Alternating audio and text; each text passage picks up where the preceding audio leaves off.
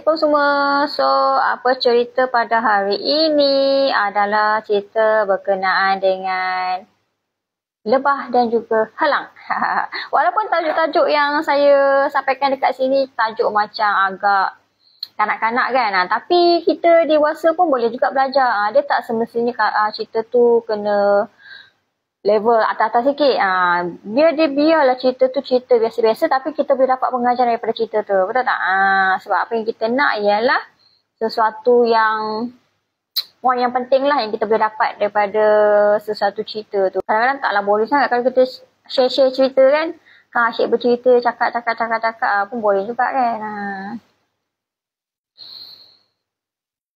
Kita kalau masuk dalam stage umur yang macam ni kan, entahlah, kadang-kadang kita pun macam terfikir kan, apa yang aku tengah cari sekarang apa yang aku perlu cari dalam umur-umur yang macam ni. Kadang-kadang kita rasa lost kan, sebab umur kita dah sampai stage macam ni, kita macam banyak fikir family. So kita tak ada point untuk kita nak fikir untuk diri kita. Apa target aku hari ni lah, apa yang aku nak kena buat lagi ya. Kadang-kadang kita lost kan. Itu perkara biasa lah. Cuma kita bila kita tersimpang tu, kita cepat-cepat back tu kita punya jalan lah. Sebab kita hidup ni pagi-pagi memang kita kena ada sesuatu goal tau. Kalau tak kita rasa, apa aku nak buat sebenarnya tentang kerja? Kerja je ke? Lepas tu balik. Lepas tu kerja balik. Apa tu? Apa tu? Sendiri yang terkejut. Apa yang aku nak buat pergi kerja? Kerja je lah. Lepas tu tak ada benda. Lepas pukul 5, 5.30 balik. Lepas tu tengok family, tidur, besok datang kerja balik. Macam tak ada benda. Kita tak ada point kat sana kan. Jadi tiap-tiap hari kita kena ada satu point yang boleh buatkan kita rasa bersemangat nak kerja.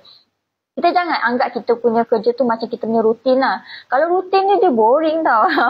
Kita kena anggap kita punya kerja ni macam salah satu part yang kita seronok, yang kita suka. Kita pergi kerja memang kita nak. Bukannya sebab terpaksa, sebab kita pergi kerja. Bila kita kerja tu kita fikir untuk tunggu dapat gaji.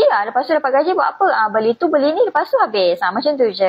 Kita jangan ada mindset yang macam ni. Sebab kita kerja kita kena ada satu hala tuju yang betul-betul clear untuk kita lah. Macam saya nak ceritakan nanti, cerita pasal sang lebah dan juga sang helang. Boleh tak macam tu? Walaupun agak macam kanak-kanak kan, tapi sebenarnya bila kita dengar balik kisah-kisah yang macam ni, dia macam ada boleh ketuk kita punya pintu hati kita lah, tentang realiti kehidupan kita ni yang banyak ada kaitan dengan haiwan juga.